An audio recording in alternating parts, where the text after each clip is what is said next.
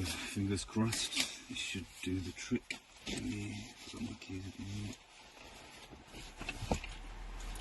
Yes, there it is. Up.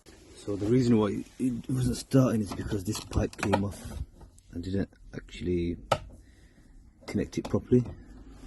So I'm going to connect this pipe here, that there, and let's see what happens. Okay, so I connected that pipe, connected all these back on again. Let's give it a start.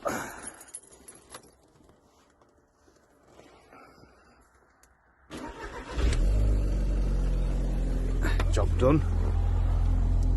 Do it yourself at home. Simple, to be honest. It's actually really easy. But yeah, that's it. Thanks for watching. Give it a like, subscribe, and